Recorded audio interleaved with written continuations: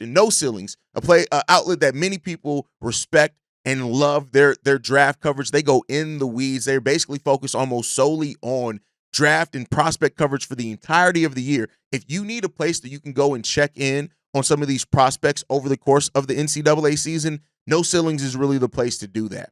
But with that said, in their latest mock draft, they actually have the Bulls drafting Thomas Sorber. Now, just to kind of update it, in NBADraft.net, their most recent update, which came on the 6th, so about 6 days ago, they're probably going to be coming out with a new one here soon that we'll talk about over the weekend. They have the Bulls drafting Nick Clifford.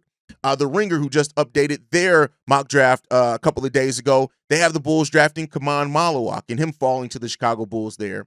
And then when you look at this, No Ceilings now has Thomas Sorber being there and moving up in this draft.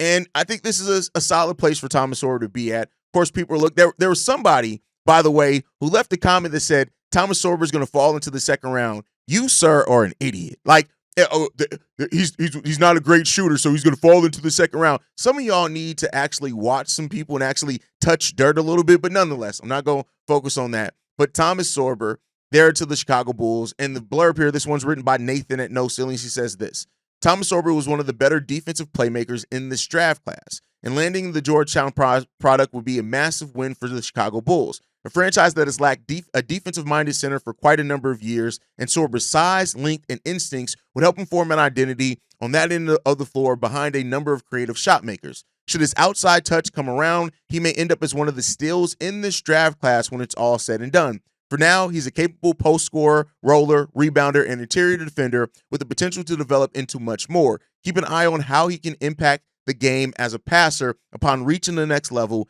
in his playing career. And that's the thing for Thomas Sorber that really, we talk about all these prospects and what surprised in the combine. Thomas Sorber's passing was something that a lot of people talked about. And that's because he didn't get a chance to use it a lot at the NCAA level, but he is a solid enough interior passer as well. Thomas Sorber brings a lot of things that this team could need. There's no prospect that brings everything that the Bulls need. There's just not. As far as switchable, as far as size, as far as defensive and rim protection, there's not a guy that brings all of those things. There are some that get close. Thomas Sorber, Rasheer Fleming are two guys that get very close. By the way, No Ceilings has Rasheer Fleming going right after the Chicago Bulls to the Atlanta Hawks at number 13. So, we'll see what happens when it comes down to that one.